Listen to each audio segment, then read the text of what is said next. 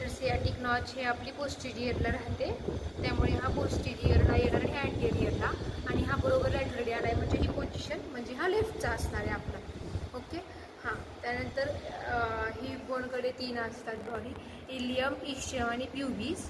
त्यानंतर हे जे आहे ते इलियाक फोसा आहे, हा अँटेरियर सरफेस, हा पोस्टेरियर सरफेस, इलियाक क्रेस्ट.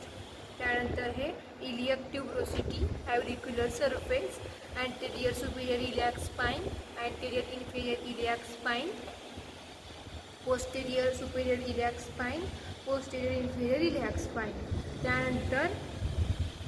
त्यानंतर हे greater sciatic notch, ischial spine, हे लेझर सियाटिक नॉच, हे इस्चियल ट्युब्रोसिटी, हे रॅमस ऑफ द इस्चियम, आणि द प्युबिस हे आहे ती body of the pubis. Symphyseal surface हा आहे superior ramus of the प्युबिस, inferior रॅमस of the प्युबिस, आणि हे प्युबिक ट्युब्रोसिटी हे आपलं झालेलं आहे मिडियलचं.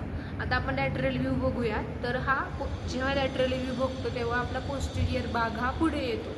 त्यानंतर पोस्टेरियरला असते ग्लुटियल सरफेस, हे पोस्टेरियर ग्लुटियल लाईन, हे अँटेरियर ग्लुटियल लाईन, इन्फेरियर ग्लुटियल लाईन, आणि हे ॲसिटॅब्युलम.